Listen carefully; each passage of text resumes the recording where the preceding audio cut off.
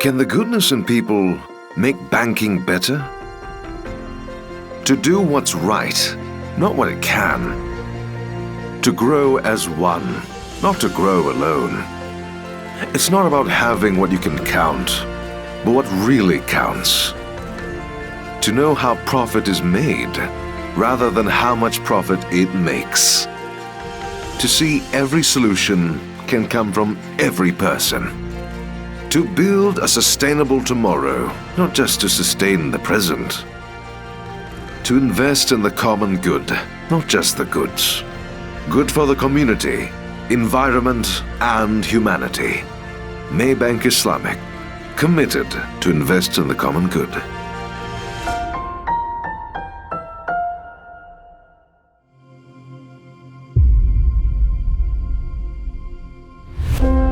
What is our time on earth for? Blessed are we in lands of rich greenery, full of life and opportunity, where our responsibility is to make time. The time to lead the way for prosperity. The time to lead the way for society. The time to lead the way for Mother Earth. We make the time to do the right thing for a future that's fully inclusive and to leave no one behind. To share the prosperity for greater unity in our diversity. To elevate society by bridging the financial divide with easy access to financial facilities for all. Make time to innovate for humanity. Our solutions and initiatives are investments in a future sustainable for each and every one of us. Everything that we do and stand for is for humanity. For when we humanize how we do business, we're continuously making time for good a reality.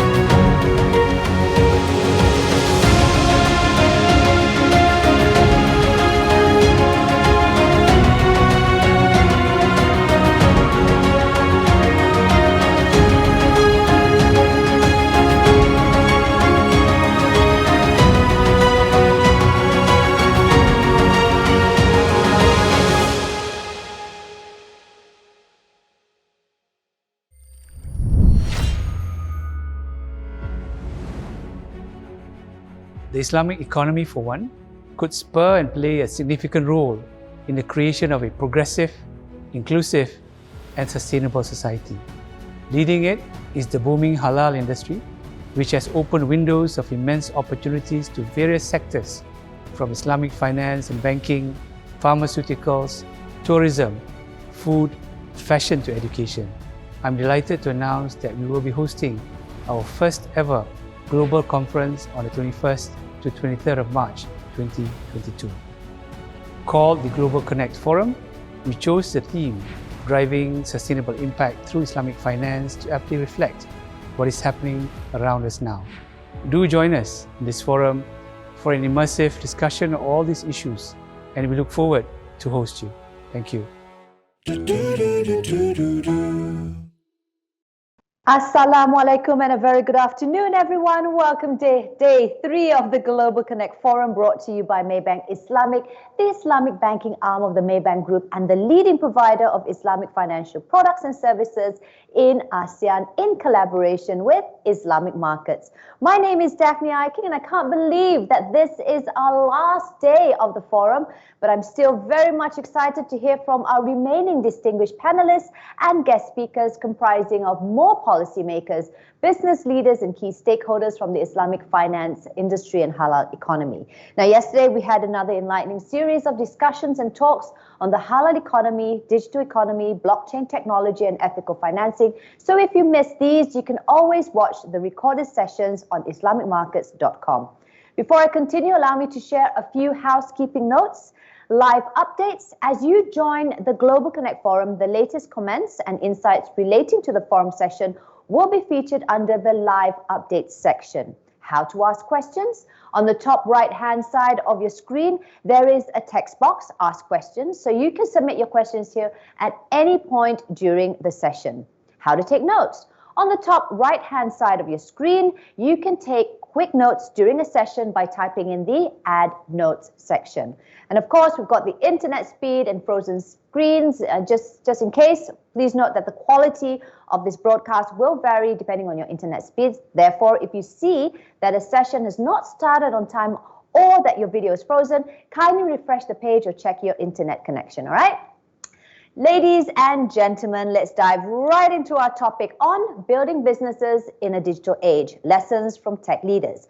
This is a session for business leaders who are looking to grow and expand their presence in the borderless digital market. In this panel discussion, we have entrepreneurs who have successfully navigated the e-commerce landscape, and they'll be sharing their insights on the best practices for the benefit of others who are looking to enter into the digital economy. Our panelists are Mr. Dima Jani. Now, he is the founder and CEO of Alami Group, the world's largest Sharia-compliant SME lending platform turned Islamic challenger bank. In 2021, Alami acquired an Islamic bank in Jakarta to be relaunched as an Islamic challenger bank, targeting a vast, underserved 230 million Muslims in Indonesia. Now, Dima is one of the youngest bankers globally sent to the Citi Global Credit course in New York, USA, and is so very active in the Indonesian Islamic finance space by helping to establish Indonesia Islamic Fintech Association, contributing several articles for Islamic finance industry, as well as speaking at various Islamic or Fintech events in the region. The next panelist is Mr. Peter Gold, CEO of Gold Studio. Now, Peter leads a strategic design team based in Sydney, Dubai, and Jakarta. His personal journey has been a major influence on his creative vision for a globally connected, like-minded community. Recent examples include the successful Salam Sisters brand inspired by his 2 daughters that encourages young girls to dream big. His contributions to design have resulted in international acclaim, including a major award from the UAE Vice President. In 2020, Peter was appointed as a UNHCR ambassador.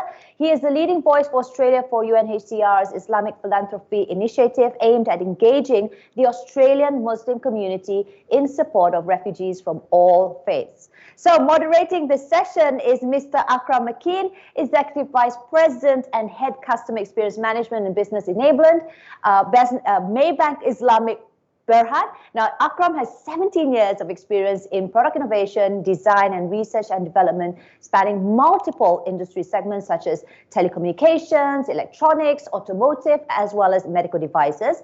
Prior to joining Maybank Islamic, Akram was the Chief Digital Officer at Johor Corporation, and he has held senior roles in prior organizations responsible for driving digital and customer-centric initiatives. It gives me great pleasure to invite my friend, Mr. Akram Makin, to moderate the session with our esteemed panelists, Mr. Dima and Mr. Peter. Akram, the floor is yours. Thank you very much, Daphne. Assalamualaikum and good afternoon to everybody. It's been my pleasure to be a moderator in this session today with the esteemed presence of successful entrepreneurs, Dima as well as Peter. And I have to share with the audience that please be prepared for a passionate discussion. And coming from tech leaders is not so common. And this is where I think I would like to moderate this session so that lessons learned from both Dima as well as Peter will give some insights to the audience on how they want to build digital businesses. And I think this is going to be, inshallah, insightful session with both different backgrounds between Peter and Dima, and that would basically stimulate the discussion today.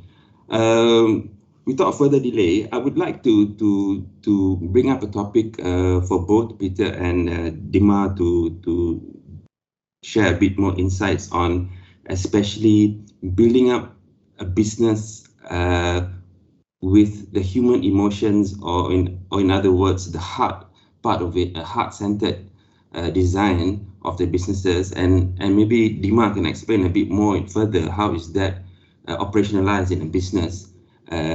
So that the business becomes more meaningful to your stakeholders.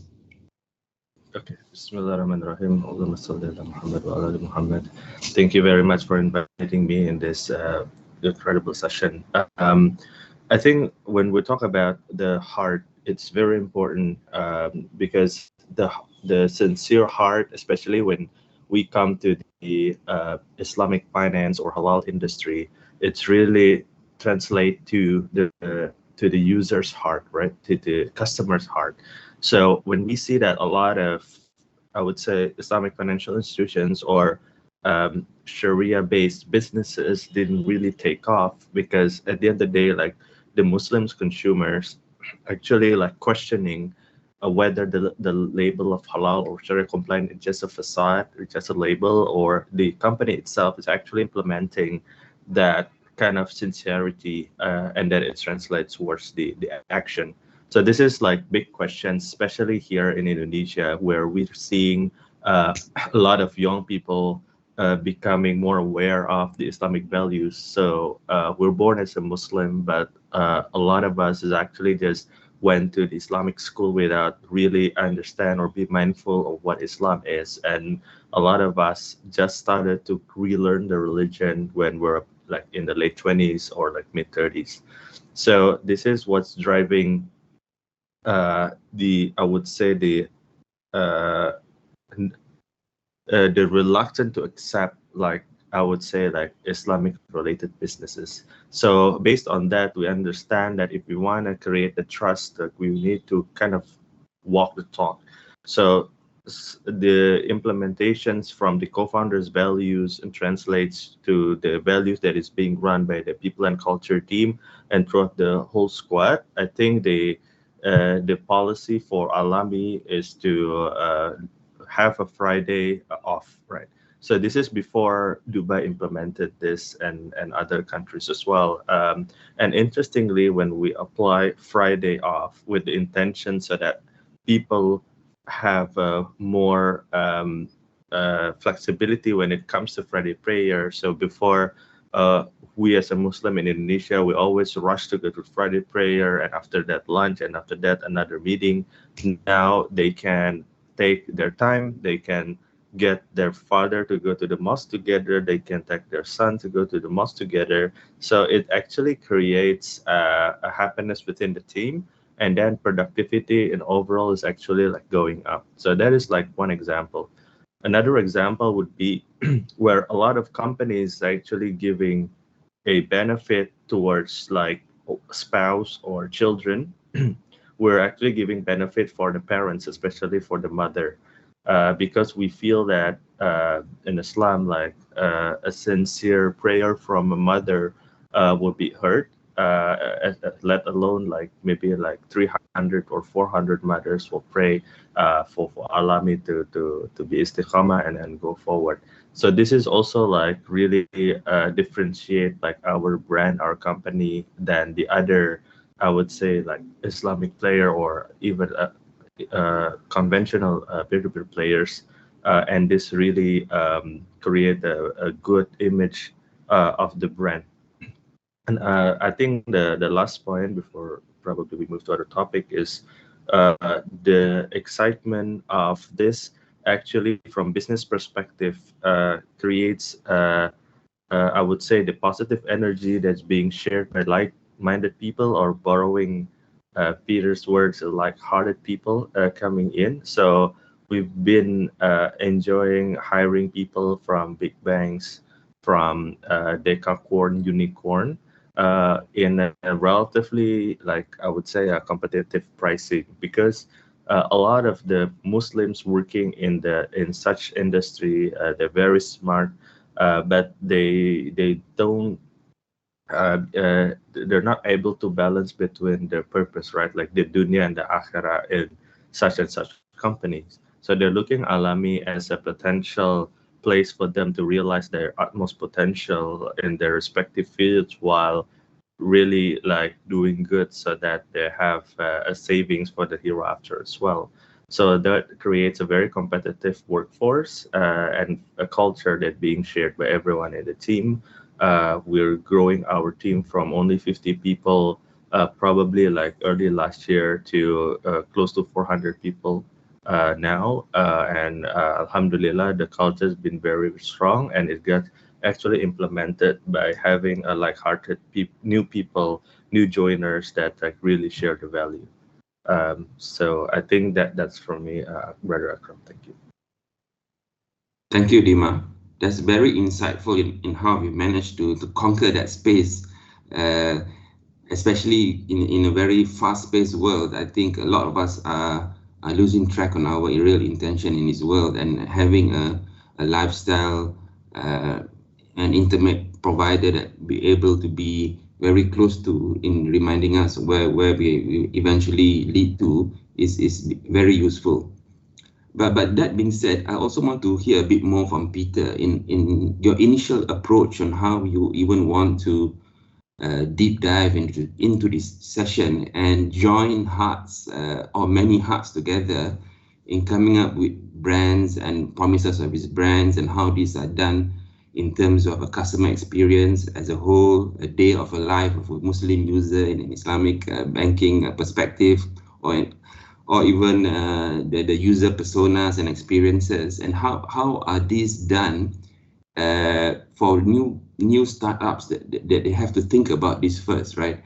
It's not the technical part that is critical. It's this part that's critical. Do you mind sharing a bit more insights on that, Peter? Bismillahirrahmanirrahim. Assalamu alaikum warahmatullahi wabarakatuh. Yes, I'd love to, Akram, and great to hear from you, Dima, as well. I think Alhamdulillah, Dima and his company and his like-hearted team members and culture are a really beautiful example of Akram, what you're asking about. I think we have to really come back to looking at where we've kind of landed with maybe our global economy, our global financial systems, the brands, the big tech brands that we interact with every day. And we have a bit of an opportunity, I think, especially during this period of transformation and through the pandemic, for example, looking more deeply at our intention, reflecting and contemplating on, what is that intention in what we're creating, what we're building, with rather than thinking of just users or customers, thinking of the communities that we might impact, and reminding ourselves that the financial products, for example, we're talking about, are in service of people. They're not meant to be in service of just numbers and growth. and exits and acquisitions and IPOs, and those things it's important to know and understand them and have strategy. But we're talking about people's lives, their livelihoods, their aspirations, not just for financial strength and sustainability, but for, personally, what are their spiritual aspirations? How can we think about the brands and products that we're creating in a more holistic way? And sometimes that requires making, difficult decisions. Sometimes that starts with, especially if you're a startup founder or an aspiring startup founder, you have a real opportunity to rethink the business model in a slightly more holistic way. So thinking about what kind of culture are we building? What kind of opportunities are we allowing, as Dima said beautifully, for the families, for the team members, focusing on the culture and the values and the kind of wholesomeness that they might like to see in their life. So, for example, if anyone is, for example, familiar with Islamic concepts and terms like barakah or niyyah, blessings, intention, these can have such a profound influence on the way the business is created, on the way that customers are treated, on the way products are designed, on the way value is created through the business. So I think by applying some of these timeless wisdoms and spiritual concepts that we've been gifted with, they really feel like an amana to us, a trust. What are we doing with that knowledge? And sometimes it's easy to kind of separate out, okay, well, we have, learning about faith and, spiritual practice here. And then there's the hard world of numbers and business and finances. And I think, we're an opportunity or a place in time where we can look more directly at how do they integrate, how do they influence directly in the kind of world that we're building for our next generation. So thinking about like-heartedness I'm glad you brought the concept up. We're not like-minded. We all think differently. We have different kind of talents and tools, but we can be like-hearted in our vision, in our approach, in the future we want to create. So I think now the products that we can build, the teams and companies, especially if we're in the space of Islamic finance or thinking about products like Islamic fintech, it's an incredible and important opportunity to lead with those values and lead with those fundamental spiritual concepts that sometimes get lost in the big world of tech and finance. So rather than design for distraction and just shareholder growth, can we design for remembrance? Can we design to bring people to a place where they're, feeling a place of sakina in their heart? How are our businesses influencing a more positive way of thinking about their lives? So it's not always that simple. In fact, it's not. It's a complex set of choices on the way. But it's great that we're having this conversation because brands like Dima's company, I think, are really leading and pioneering that potential. Thank you, Peter.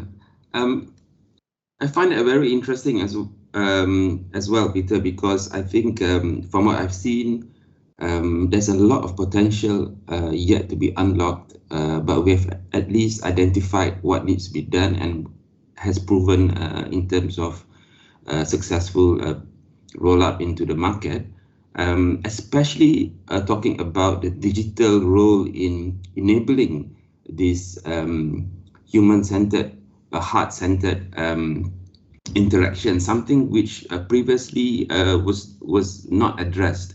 So now with new technologies available, each interaction with the users generates that gratification, that purpose, rather than having a like or wow or sad interactions on content on digital platforms. How could we actually translate our personas and what we feel and what we do throughout the day into a business and into a lifestyle interaction where we'll be able to benefit now, inshallah, in this world as well as in the akhirah. So I think this is an interesting topic.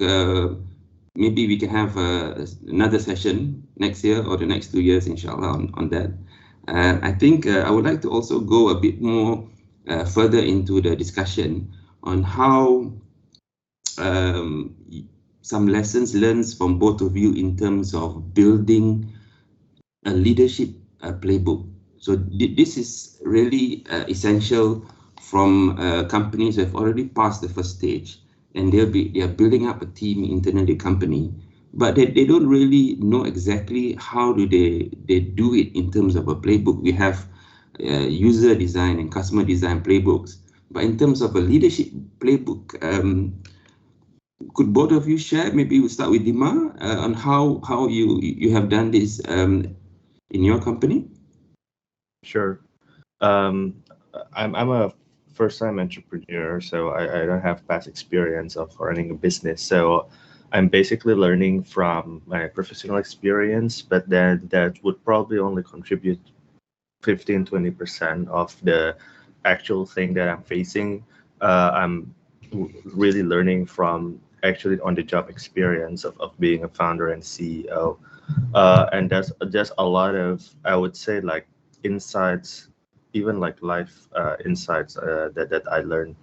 I think um, being open and frank while basically just trying to the path of Rasulullah Sallallahu Alaihi Wasallam, right? I mean, in a way that you need to be open and blunt, and this is a very difficult in this market, especially in, I would say, Southeast Asia, Indonesia, where the culture is probably more on conflict avoidance rather than confrontation. But then need to be very blunt in a way that would save other people's face. It's also important. Being strict of non-performers is also very important, because I guess the message will not only for that person but also for the rest of the team. And managing like I mean, based on my experience, managing like 20 people and 200 people would be like very different as well. I think the one of the insights that I have learned is instilling the culture early on and like very like sticky with that kind of culture is very important. And culture is essentially like what the co-founders would do in any given situation.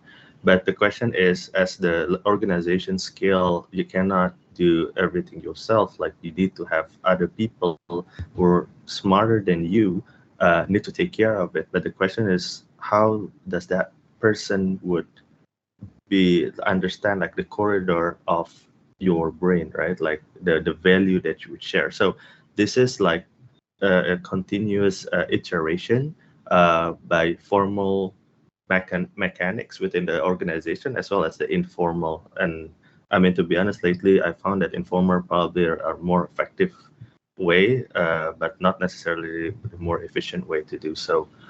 Um, but I think one of the thing that I just learned like a couple of days ago is actually I've done like muhasabah on the industry, especially that's in Indonesia, that is within my observation, is that the Islamic focus startups, there are a lot of them that have a huge potential, be it like hijab for the women, be it like child cartoon, the Islamic version, and everything. The Indonesian market is very big for all of that. But when they started to scale, they're not prepared or what's going to come next. So at the end, there would be like a rift between the co-founders. They split and the business died, and all of these things, right?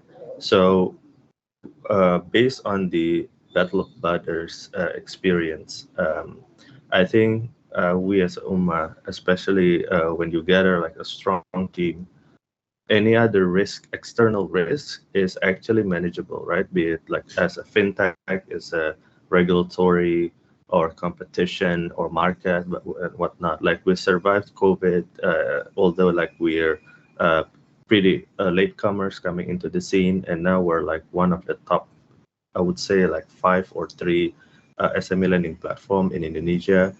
And we acquired a bank to turn it into a digital bank and dealing with all the complex regulatory and everything.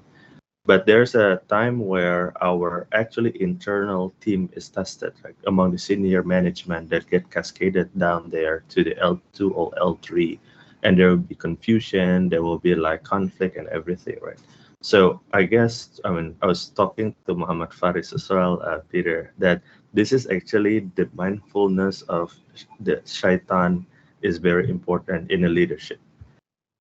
these things is a bit crazy, right? In the corporate world, like, well, are you talking about jinn and all of these things, right? But that's true, like the anxiousness, like I'm just sharing with you guys here, like we just like have a new product launched, and people are very anxious. One C-level want to push this, one C-level want to be cautious with this, and all of these things. It's been going on for 3 days. I get message from one guy, call from one guy, and everything. So at the end of the day, I get all the senior management together. We sit down. We don't go out of the room until we fix the problem. And when one of each of them talking in turn, and I can actually summarize that they're all basically saying the same thing. They all love the company. They're all, inshallah, like have a good niyyah and everything. It's just like nothing, and we're all agree, and we're like seeing face to face and really talk from the heart. So this is where shaitan comes in, you don't talk openly, you get anxious, then there's a waswas and all of these things. So this is actually the biggest challenge for, I would say, for like Islamic businesses, how to keep the ukhuwah, the niyyah together. Like when you scale, some people might not think the same with you, whether they have the right intention or not, right? How do you manage that? Because that rift, it would get escalated as you grow. Your business goes exponentially. If the human capital cannot go as fast, then you need to get people from the outside, and it's very difficult to get people who share the same values, right? Because culture and values takes time. So this is the challenge of a scaling startup from, I would say, the niyyah and the culture perspective. Thank you very much, Dima. That's been the first time I heard about this experience, actually, and I think it's definitely something real, and I think this should be actually replicated among other startups as well, especially in your best practices, in your huddling, and when you're doing your huddling, maintaining focus on the niyyah and distractions or interruptions from the shaitan, the jinn, and how is this done is really a leadership playbook, which I feel strongly relates to the heart. So this is why I feel that, Peter, if you could maybe share a bit more in terms of leadership from the heart, and how do you make sure that the shaitan or jinns, that is the target focus, actually, right? The target focus in disrupting our main intention here in living in this world. And how is that managed from your perspective, dealing with your brands and businesses? Yeah, I think it's important to think about the these are universal. There's universal spiritual concepts that we might be familiar with, and if many of us are probably listening are Muslim or Muslim backgrounds or have come into Islam, there's concepts and terms that are kind of familiar to us, and we learn them from a particular context and tradition. But I think if we take quite universal concepts around understanding, we talked about barakah or niyyah, but what about the concept of ihsan, doing something with excellence, trying to do something with a deep beauty, thinking about ikhlas, and how do we actually apply that? So for example, if you're designing a product, how might you actually think about ikhlas actively in that? Or thinking about how when things are not working out, or things are succeeding in other ways that we didn't plan, having this concept of rida, having like a sort of an acceptance, or almost like a surrender, that there's a wisdom in this, like a hikmah. But at the same time, we have to lead the business. We have to make sure we're healthy and sustainable and profitable and growing, and not just sort of passively just sitting around.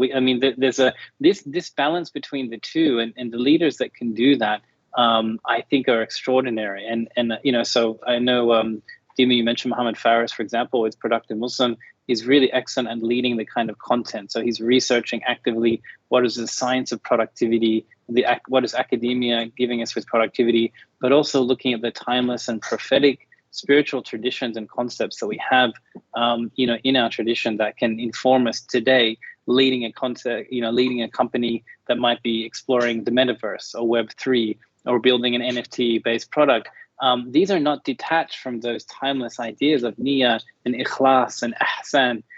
We actually have to, as contemporary leaders of faith, learn how to apply those things. And there's, so for example, in our playbook, there's different processes and tools that we use, for certain projects, where we would bring in directly taking, for example, a strategic design tool like a business model canvas, for example, that a lot of startups might use, or a lean canvas type of tool. But how do we then apply our heart-centered approach to that? So some simple ways of doing that, just to keep it very practical, is instead of thinking of just simply users or customers, let's think of what communities we're serving. And for example, when we think about, well, what are we selling, or what value we're trying to create, let's maybe change that wording, change the phrase to transformation. So how are we transforming communities through our product? Now, it's just a simple change of words, but it elevates our questions. It elevates our potential perspective, bringing a different quality of questions. And anyone from design background will share that the better questions you can ask will open up the sandbox of creative potential for what you're going to build, or how you might think about a very simple product problem. But you could bring in some of these different perspectives. I think with spiritual guidance and a spiritual framework gives it such an immense potential for really transformational ideas that the world is desperately in need of. So I think we have real opportunity and potential and an amana to help create those things. So part of the playbook is those tools, and there's different strategies that you can also try to develop as part of your culture of leadership. So rather than just looking, hey, if you're following different kind of startup methodologies, or you're following, a whole bunch of leaders of current tech companies, based out of Silicon Valley, that's very helpful. There's a lot of technical stuff there. There's a lot of excellent, examples perhaps to follow. But how are we making sure we're baking into the DNA of our company the type of change we want to see in the world? And I think we should invite ourselves and our companies to really make our own playbook and make sure that that's authentic to our tradition, our spiritual aspirations, our niyyah, and be comfortable and confident in really being authentic to what we want this company to do, what it is in service of. Thank you.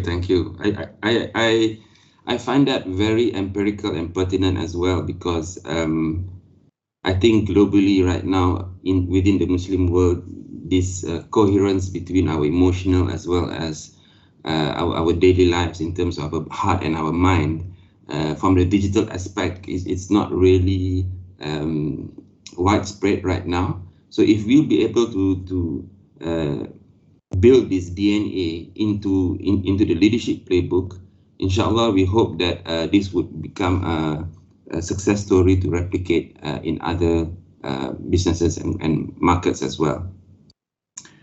Well, the next agenda I would like to pick your brains and heart as well is really on issues revolving around funding for startups inside our Muslim market, and it's very fragmented with hundreds of them, but a lot of them don't make it either because they don't get enough funding, or they haven't been able to scale beyond the current needs. I mean, they've done design thinking, they've done all this business value storyboarding, the value modeling and all that.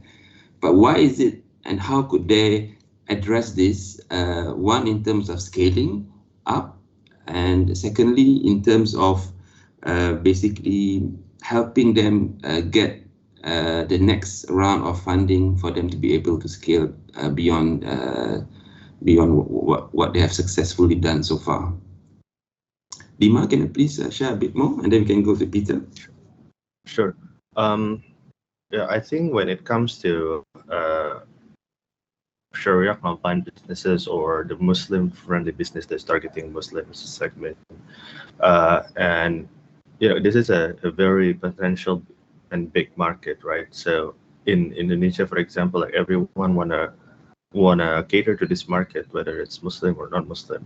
So I think I'm just gonna speak specifically for Muslim entrepreneurs.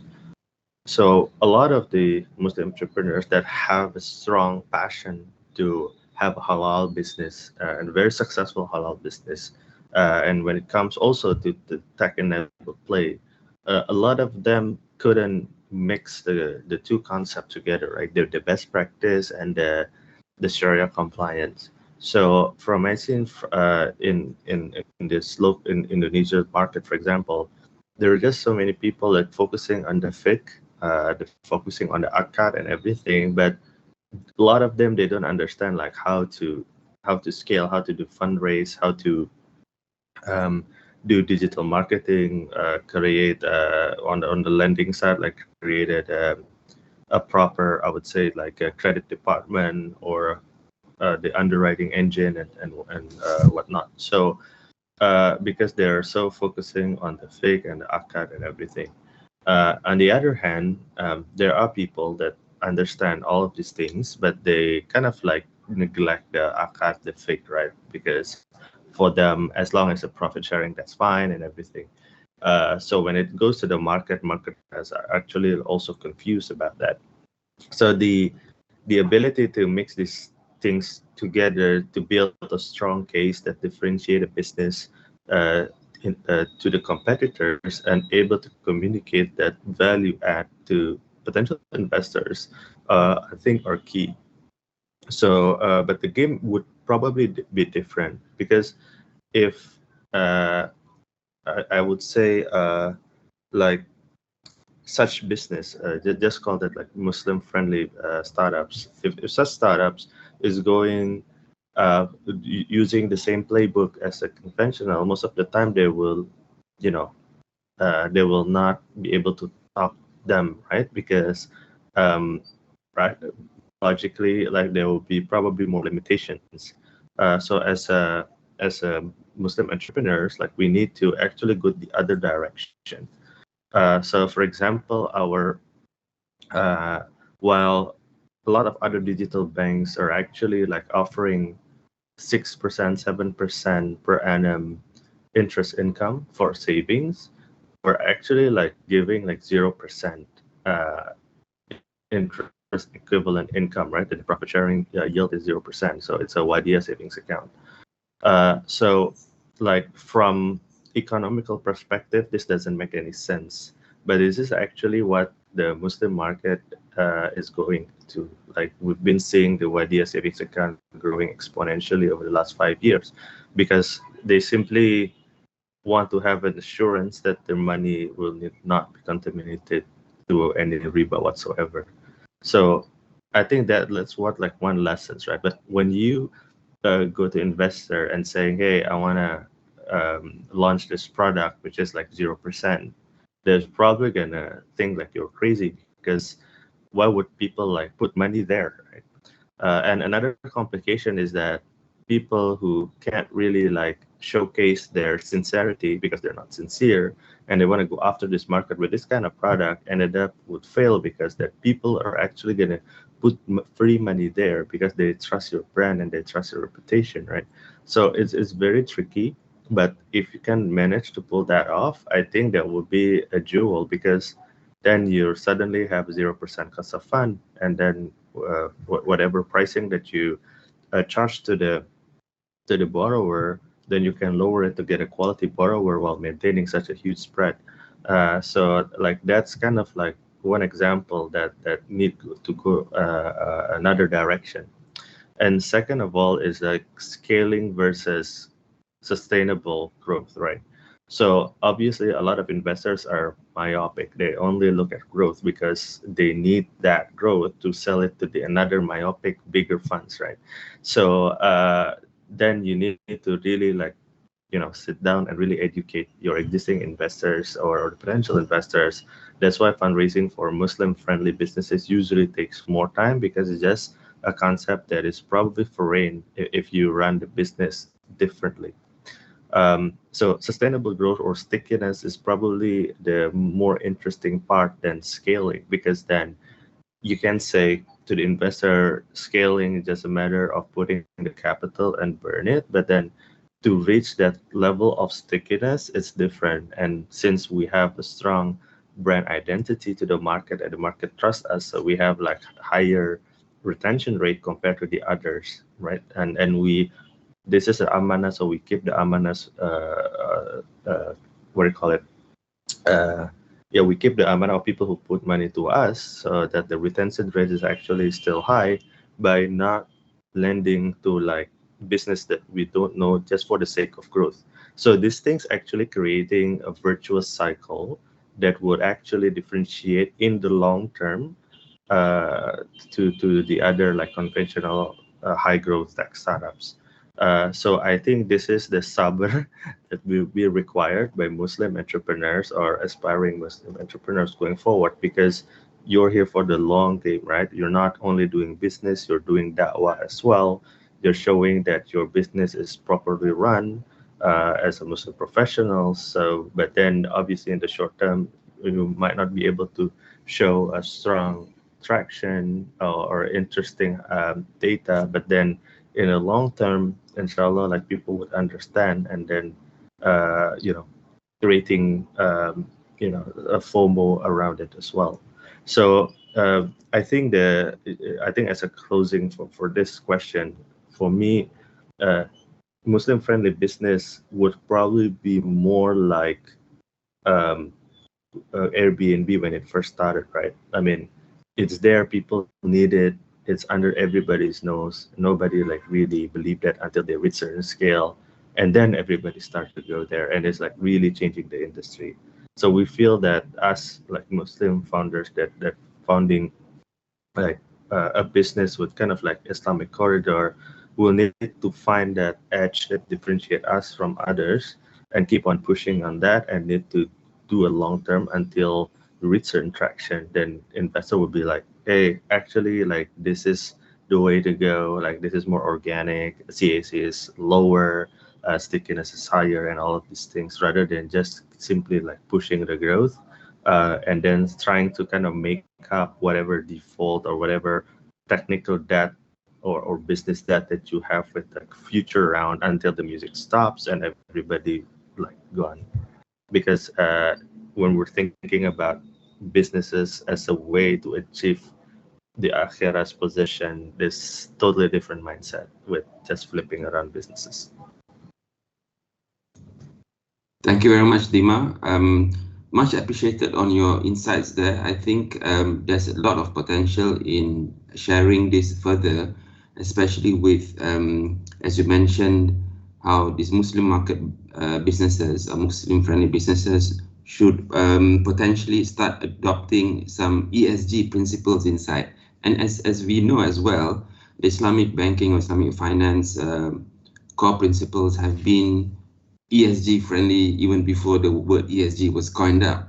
And so I think by these entrepreneurs who would like to get more funding, they should incorporate most of this ESG, because there are so many ESG funds, hungry ESG funds out there, and they are looking for new growth opportunities. And this could be another angle they want to address in terms of approaching the funding.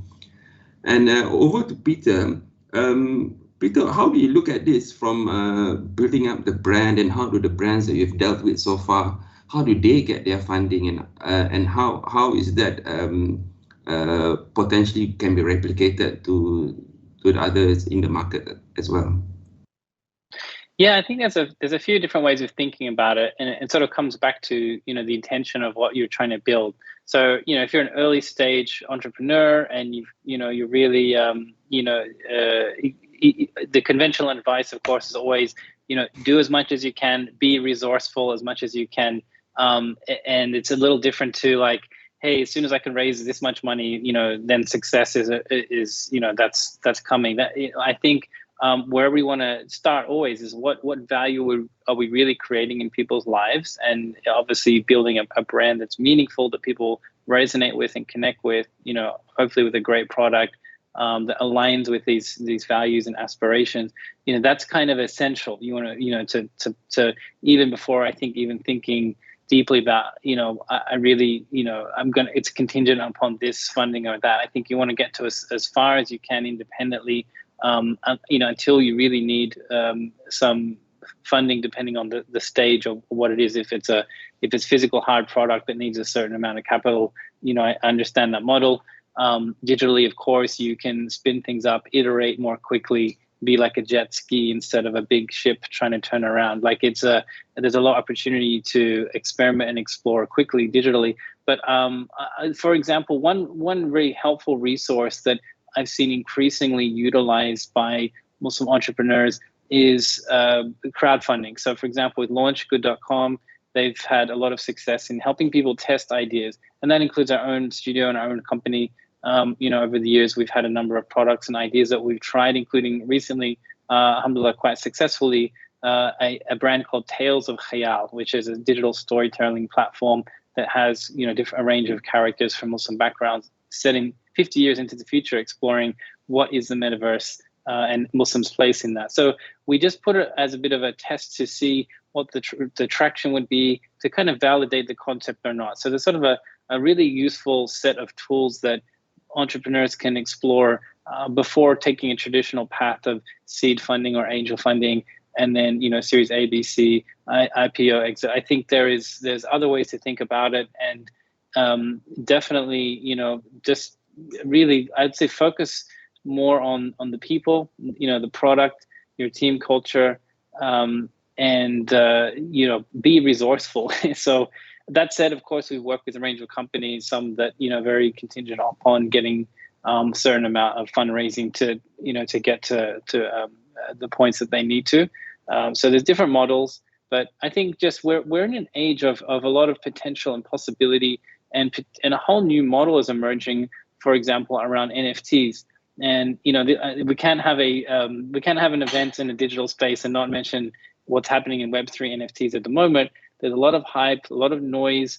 I think there's a lot of problematic things happening, but there's also at the kernel some very, very interesting and powerful ideas, and particularly around digital ownership and blockchain.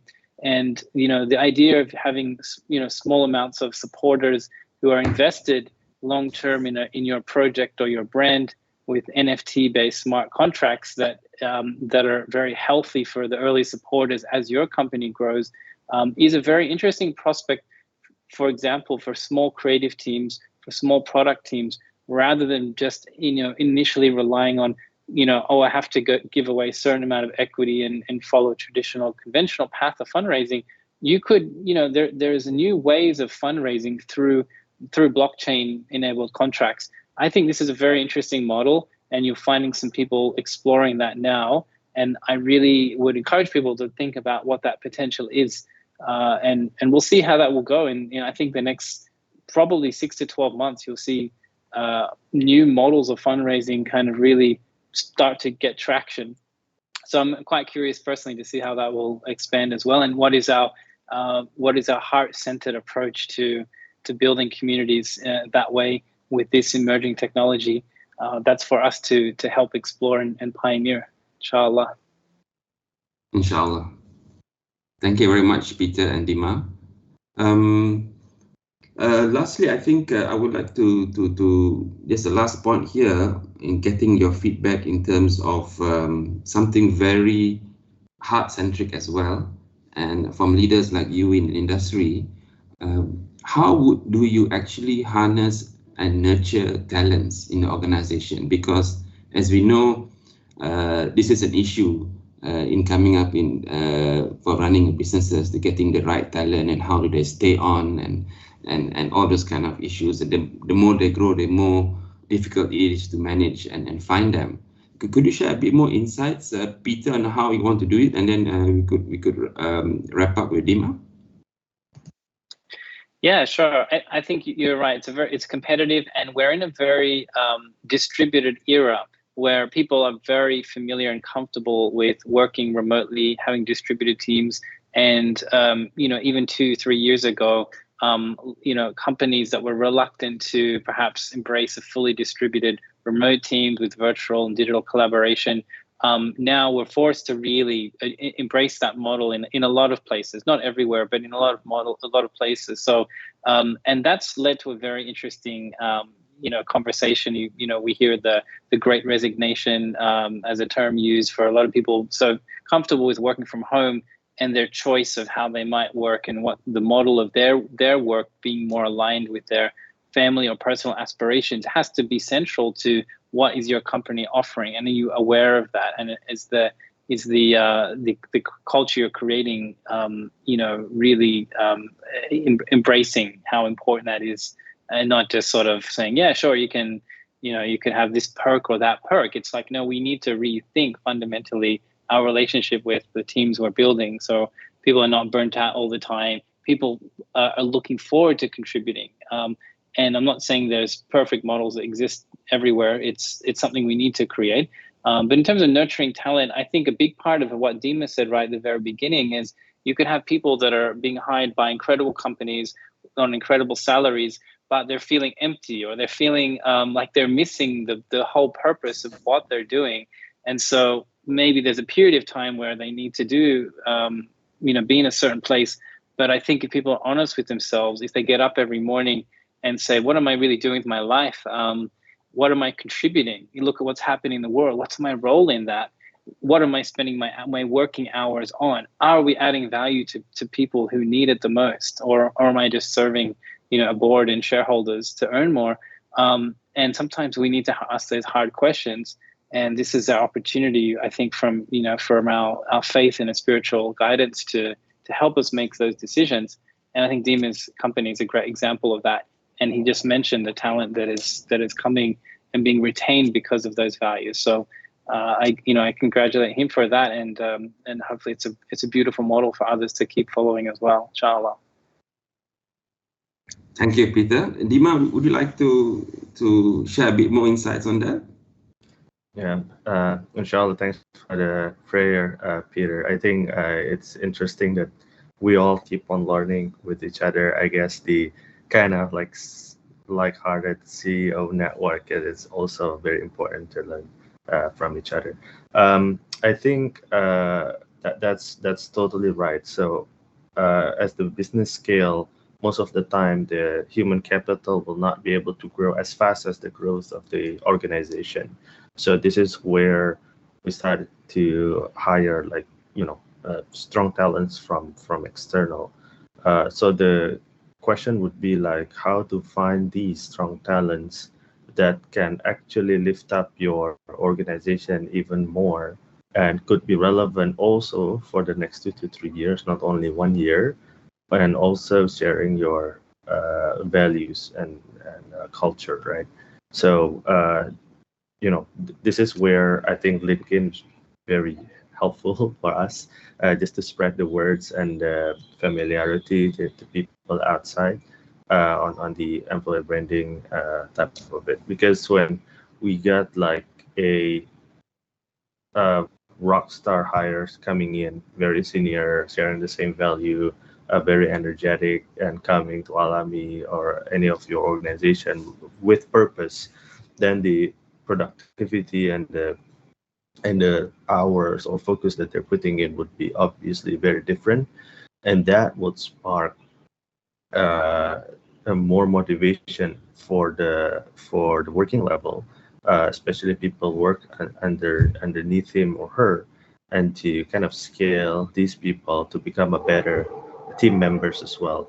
So I think that would kind of like the strategy that we're thinking for some of the senior leaders that might have some potential but couldn't grow as fast. Like we usually pair them up with advisors from like specific industry or specific verticals, those within our network that like my personal network or our investors network, that would be able to propel them like going forward. So this is the test whether that leader can be stretched or not, right? If it's cannot be stretched, then we need to have an honest conversation of the future of his or her career. And I guess this needs to be managed also carefully. But if this person can step up, then we need to give a stage, because he or she is the person that understand the value because the person's probably there from day one, right?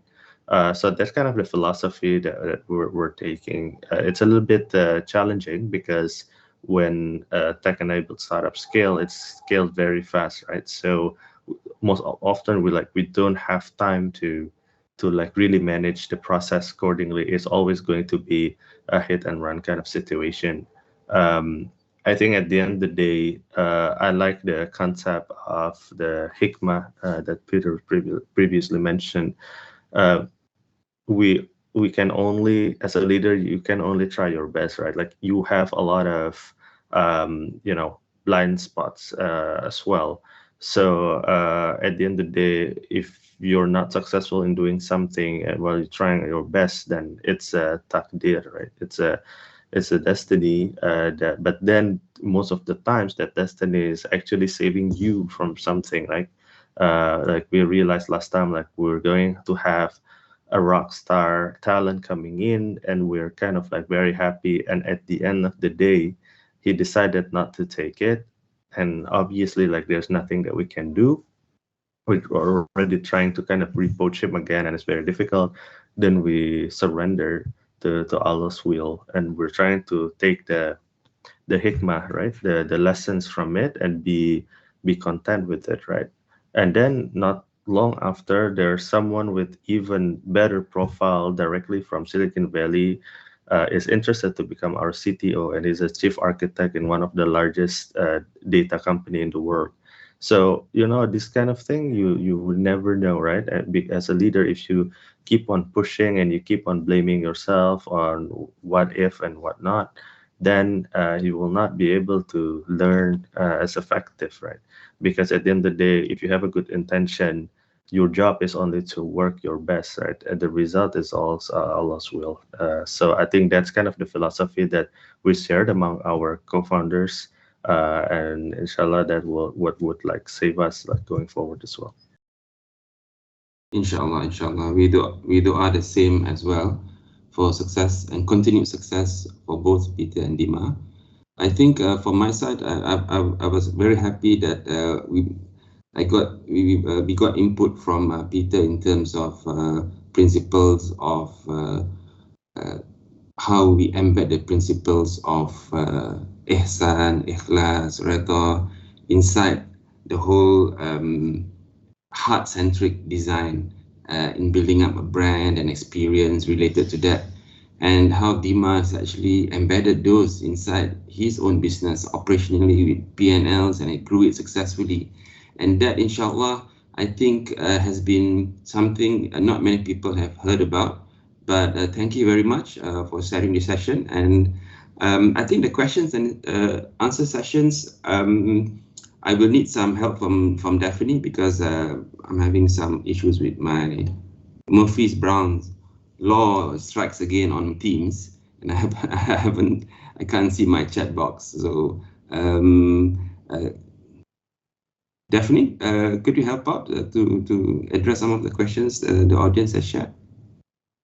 Okay, so what we're going to do is we're going to get the team to just compile those list of questions as we're running out of time, but we will get back to all of you who have your questions and send out some feedback. And thank you once again to Mr. Dima, Mr. Peter, as well as Akram for that. All right, we're going to move on quickly. Shall we just move on? Yeah, all right. We're going to move on next to our session, which will paint a picture of how new technologies will disrupt the way that we do business today. We will take a look at both the challenges as well as the opportunities that arise with our expert panelists. And for this, I would like to invite Editorial Director, Trade Finance Global, Mr. Dipesh Patel, to moderate this panel discussion on Industry 4.0 technologies and how they will impact the halal economy, and introduce as well as our inspiring panelists for this session. Good morning, good afternoon, good evening. My name is Dipesh Patel, editor at Trade Finance Global and host of the podcast Trade Finance Talks.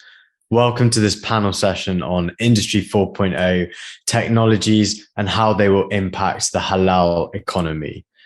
There's no doubt that we've entered an exponential age of technological innovation in which the precision and utility of our technologies is accelerating at an increasingly rapid pace.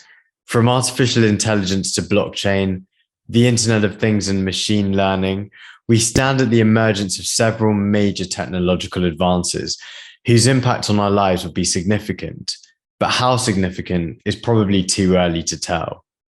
This is true of every geographical region and every industry sector. But today we will be focusing on the halal economy, and we will be looking at how these new innovations will be adopted in the context of Islamic finance, halal travel, e-commerce, supply chains, and many other areas. Joining me to discuss these issues are our two distinguished panelists, Wolfgang Lehmacher, former head of supply chain and transport industries at the World Economic Forum, and Yasmin Mahmood, chair at Heriot-Watt University, Malaysia, and chair at Sky Mind Holdings. Welcome both to this webinar session. It's a pleasure to. So quick introduction in no more than 30 seconds or so. I'm going to ask you both who you are, where you're from, and what do you do. Yasmin, over to you first. Hi, Dipesh. Thank you. My name is Yasmin, and I'm a veteran in the tech industry. I was one of the pioneering batches in computer science and applied maths from Australia, and I've stayed in the industry for the last 3 decades, mainly in American multinationals. I was leadership positions in HP, Dell. The last position was as the managing director of Microsoft Malaysia, before I joined the government as national service as a CEO of Malaysian Digital Economy Corporation. And now I semi-retired. I like to call myself a semi-retiree. I hold non-executive positions in the companies that you mentioned, as well as other board positions as well. Thank you very much, Yasmin. Very impressive background. And Wolfgang, over to you. Yeah, as my name tells, I'm a German operating out of Hong Kong. I've lived and worked in places across the globe, including Shanghai, New York, Paris, Geneva. I'm an operating partner at Anchor Group, which is a Swiss-based investment firm. I'm a strategic advisor at Topon AG, a triple E, ethical, environmental, and economical advisory. I'm advisory board member of the Logistics and Supply Chain Management Society in Singapore, ambassador of the European Freight and Logistic Leaders Forum in Brussels. I work with Global SF, an investment promotion organization in California. I'm founding member of 2 think tanks, one in Germany, one in Singapore. And I'm hosting my own supply chain innovation network, a global group of handpicked experts. I'm delighted to join the discussions today. Thank you very much. So, Wolfgang, I guess no better place to start. Can you give an overview of Industry 4.0 technologies? What are they? What's their potential? And how far away are we from implementing them? This is a very big topic. Industry 4.0 is closely related to the fourth industrial revolution, which is the acceleration of the convergence between the physical, biological, and digital worlds. This development turns the whole world into a system of connected and interdependent systems. An example is the decarbonization of the maritime industry. Every industry can be seen as a system, but the maritime industry cannot decarbonize alone. The maritime sector needs the energy system, the energy industry. And to illustrate that, the container shipping line Maersk has ordered 12 vessels that are powered by e-methanol. The current production of green methanol is approximately 30,000 tons a year. The 12 vessels need 500 tons a year, and this pretty soon. And by 2030, they say that they need millions of tons of green methanol. Just to give an idea of what world we are facing and the challenges as well. So what is Industry 4.0? It describes the trend towards automation and digital exchange in technology and processes. And mainly it is focused on manufacturing. The key technologies are, I have listed 7 are the Internet of Things and the Industrial Internet of Things, which is in fact the foundation for the connected world. The Industrial Internet of Things is more focused on manufacturing, while the Internet of Things is usually more seen in the context of consumption or consumers. Then there are cyber physical systems, which are computer systems embedded in physical products. Maybe the best example is, one of the best examples are planes or autonomous vehicles.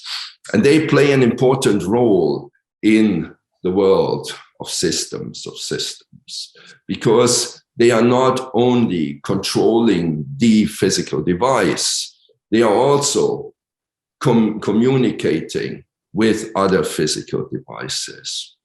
Then there is the cloud computing, which has in fact taken away the limits to storage and the limits to computing power. Then there are all these intelligence technologies which you can cluster under artificial intelligence or cognitive computing, machine learning, etc.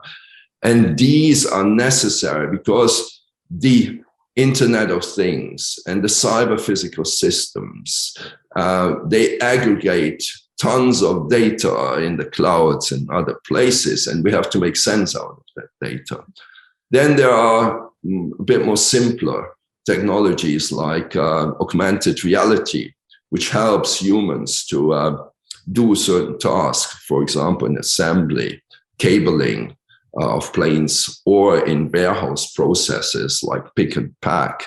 Then there is computer vision, which is in fact the use of images and videos, and that can help to increase safety in factory, but it can also help to redesign processes. Robotics is my last point, which is of course at the heart of the Revolution 4.0, and I have touched upon several examples like autonomous planes, drones, autonomous vehicles, etc. And what this list of 7 items shows is that none of these technologies, in fact, work in isolation. They come in bundles. So that makes it also so hard to estimate the potential of each one. But I see the potential of the combination of all that enormous. So where do we stand? We see more and more examples of cloud computing. It is also coming into the finance sector, but from a supply chain perspective, it's already there. We see augmented reality, smart glasses in warehouses all over the world. We see some kind of robotics. We see AMRs, autonomous mobile robots in warehouse. We see AGVs. So that's all well on its way.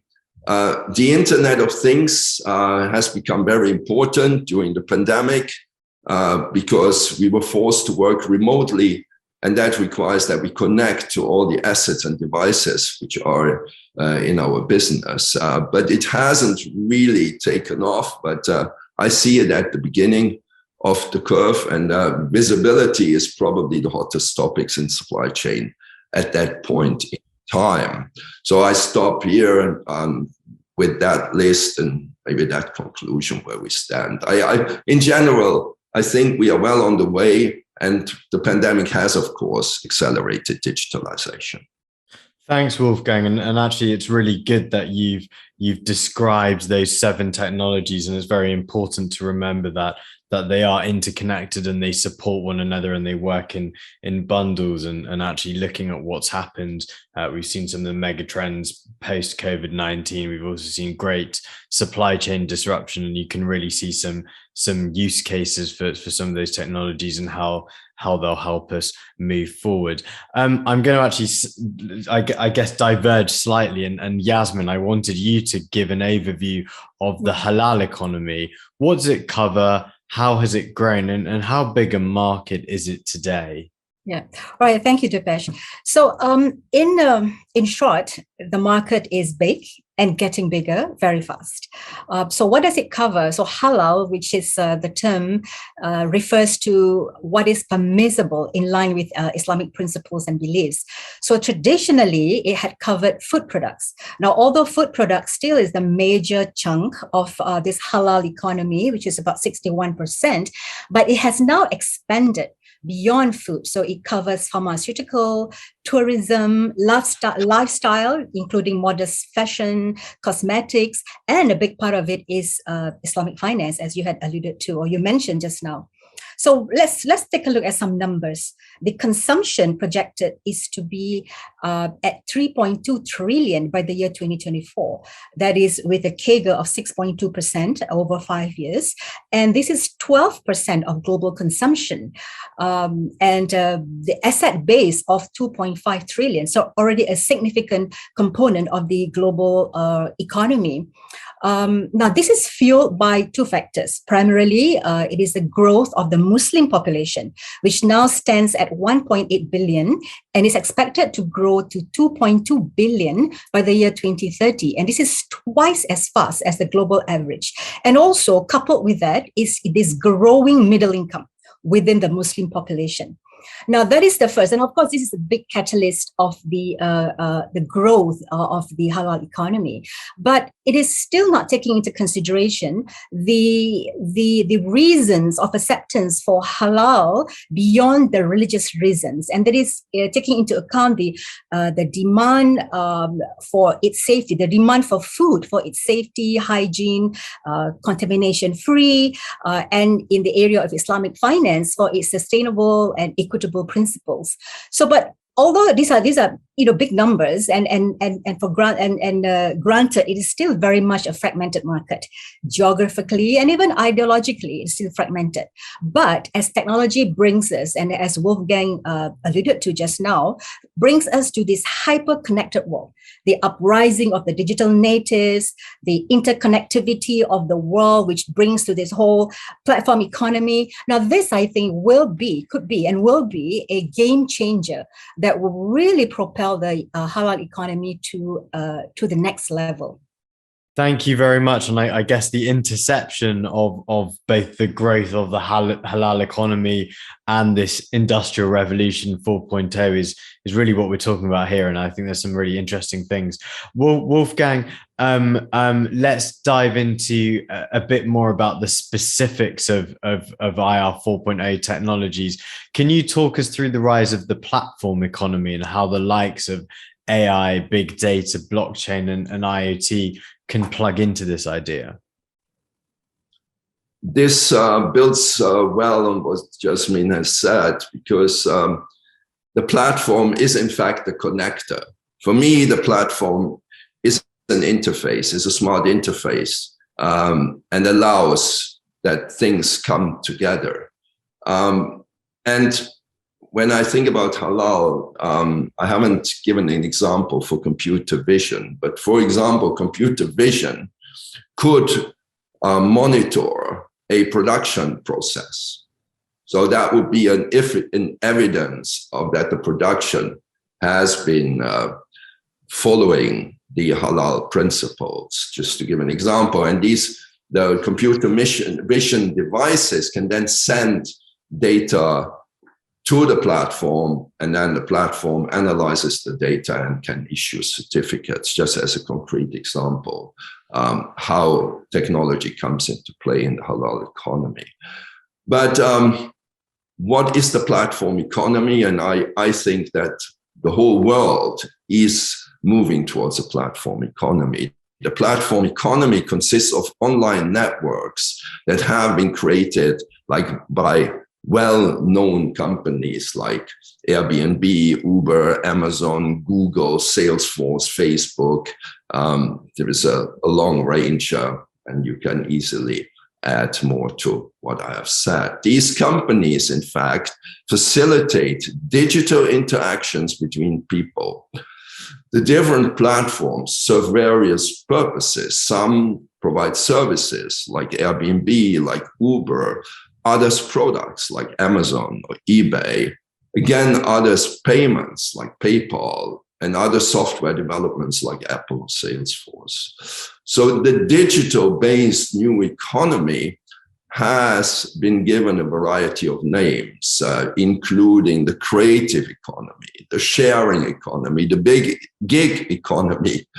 I wanted to say the big economy because I had a thought, and peer economy and the on-demand economy. And Isabella Amar, executive advisor of the Global Peter Drucker Forum, writes, "We are now leaving the industrial era and enter the network society." So we are talking about a major shift, and we are talking about something that impacts the entire economy and the entire society. So that's why I thought this may be the big economy.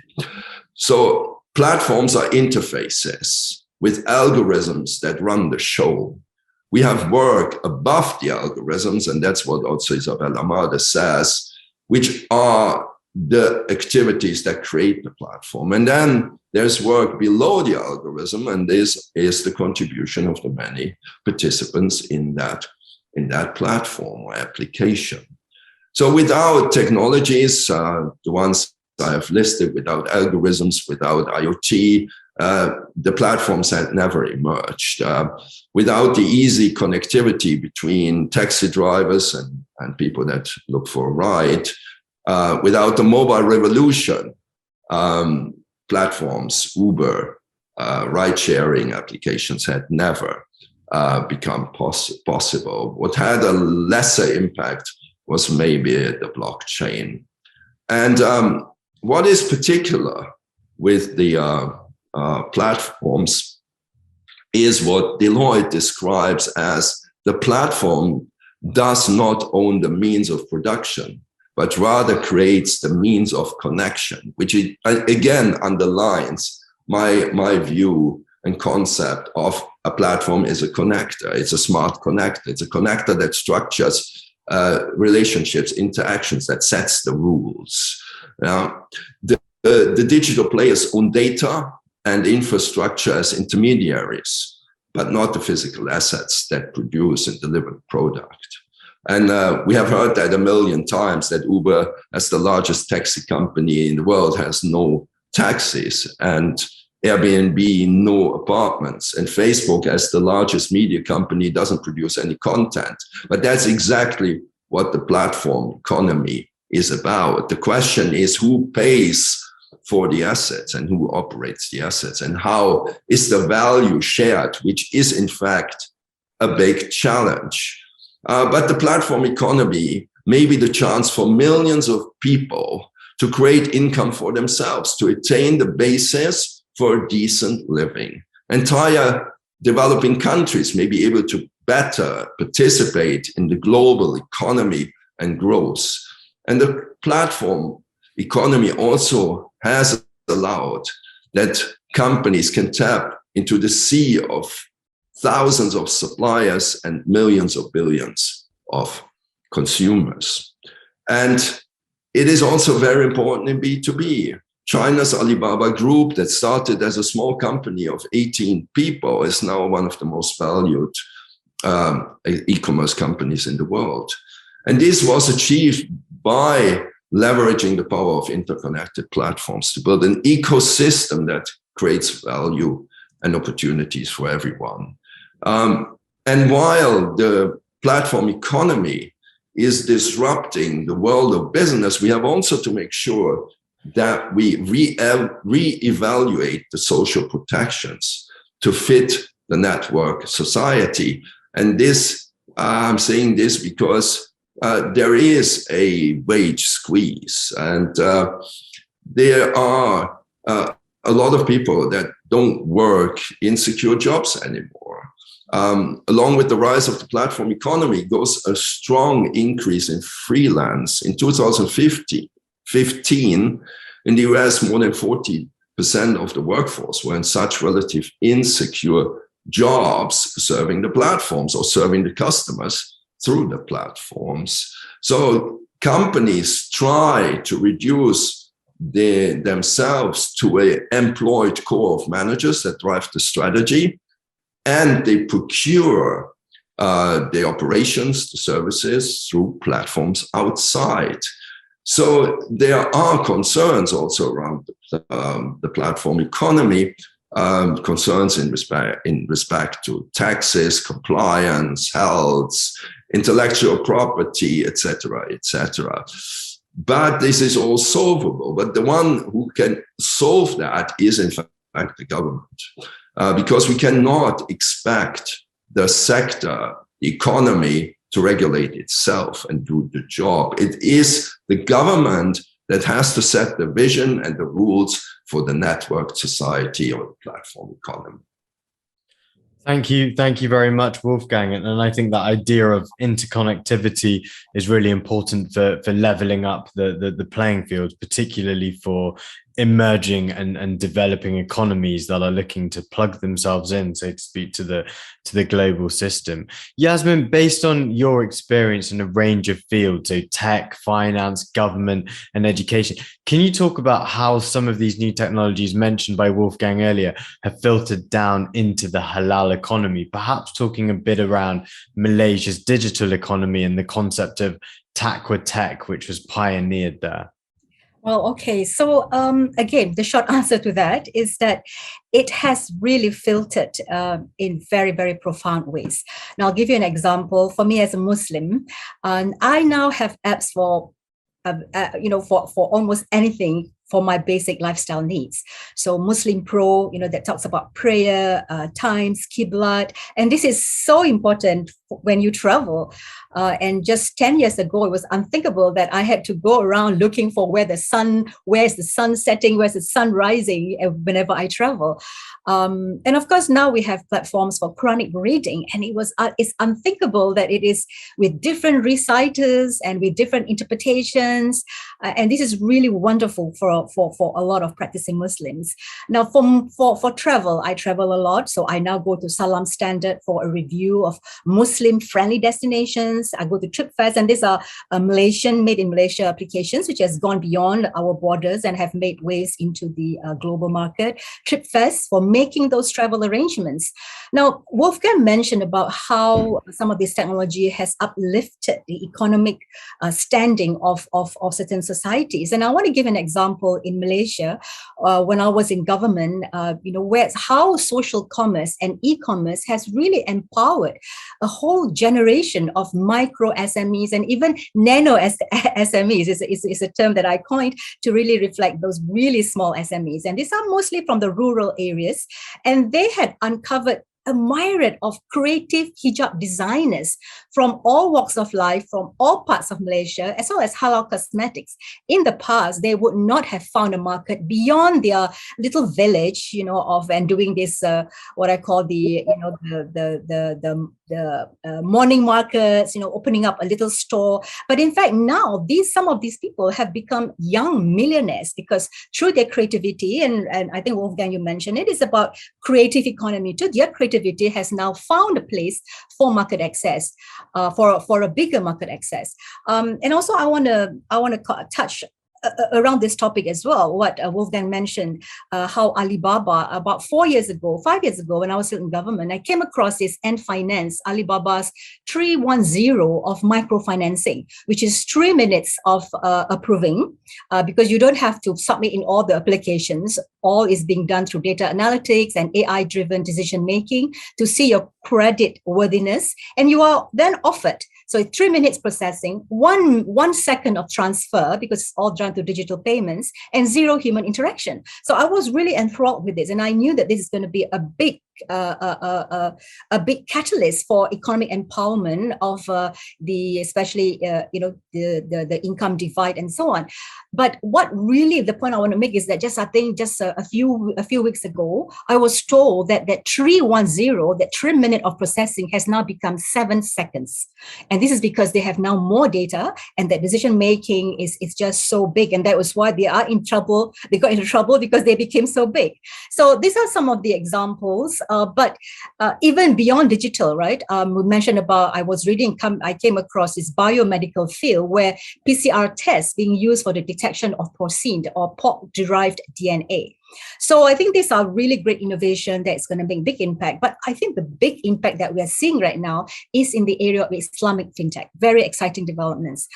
In Malaysia, for instance, we now have Islamic payment gateways such as Pay Halal, and a majority of our banks have implemented the Tawarruk system based on Islamic principles of buying and selling of assets versus the riba or the interest-based lending. And then we have this at the global level, we have Wahid Investments, which is very famous, started in 2015 in New York City. It's really a Sharia-compliant investment platform. Now they have expanded to more than 100 countries with more than 200,000 customers. And another one, which is up and coming, is this Castry out of London. It's a financial planning platform. They do budgeting. They help their customers do budgeting, saving, and making investments with even links to zakat payments and calculations, non-riba savings accounts, etc. So, and they're also moving towards Islamic digital bank, which is going to be a big phenomena because, for instance, in Malaysia, we will be announcing 5 digital bank licenses, and there is a informal but expressed intention that one of them will be a fully Islamic digital bank. And so I believe that this will grow because the acceptance is beyond religious principles, like I mentioned, is towards the sustainable principles of riba, which is non-interest bearing, the gharar, which is prohibition in highly risky transactions, and masir, which is around this prohibition around speculative transactions. And those concepts are gaining traction or gaining acceptance on their own merits.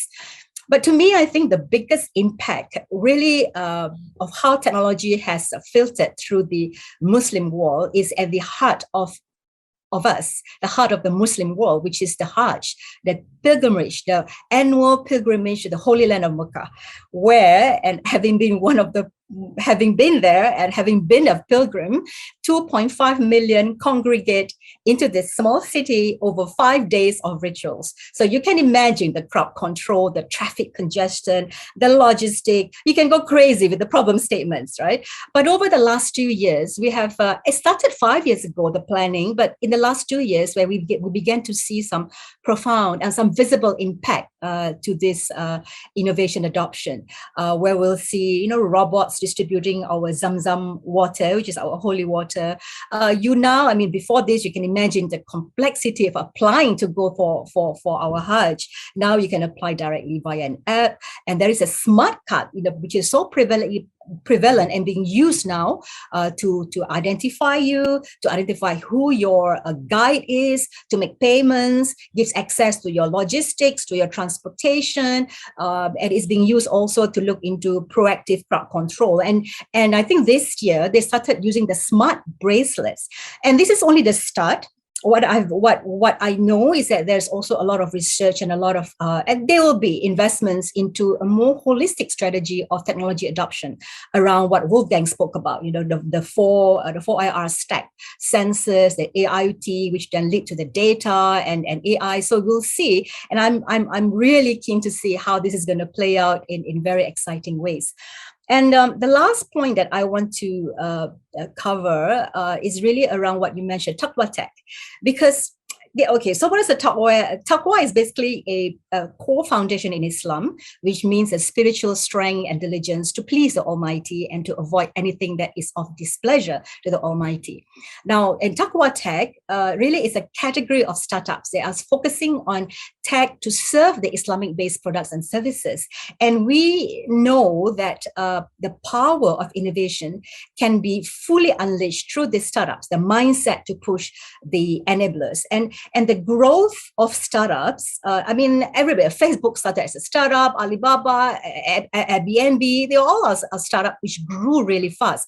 And there are two key enablers, two critical enablers of this startup ecosystem. One is what Wolfgang mentioned, which is cloud computing, which means that you don't have to have a ton of money to start being creative in building your technology stack. So it's pay as you go, you can scale really fast. Expanding into countries no longer entails you setting up a big a big team, physical infrastructure. It's about turning on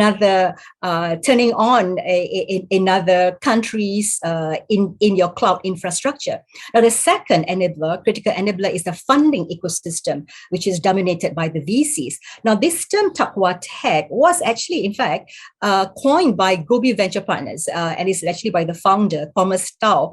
And I distinctly remember, because we were having a meeting and we're talking about how does Malaysia really capitalize on its leadership position and its strength in the Islamic finance in the Islamic world as one of the critical countries within the Islamic world, and how do we capitalize on this strength? That's why he came up with the fact that there's Taqwa Tech, and I was there. I still remember it was a lunch meeting. His aha moment. So basically, it talks about the importance of startups as innovation drivers. Countries are investing into this focused funding. I read somewhere, and I can't remember exactly who it is. I think it's a sovereign funds in Saudi that's investing about 800 million, and I think in UAE as well, and in Malaysia there are.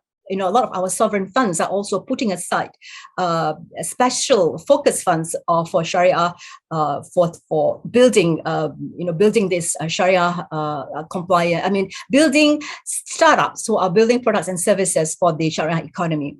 And Malaysia, I think, has gone one step further, which was to actually develop the standards, the Sharia standards of framework for VC funds. And I believe this was launched last year. It was started at the same time when I was in government, and I was very pleased to see that it was actually completed last year.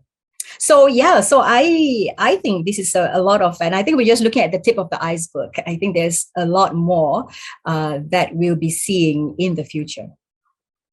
Thank you very much, Yasmin. And Wolfgang, picking up on Yasmin's comments around finance and supply chain, and especially that the great analogy to the Hajj, how do you see Industry 4.0 technologies eventually disrupting these areas of the wider trade and supply chain side of things? Can you talk to us perhaps about the evolution of supply chain technology and what you see happening next?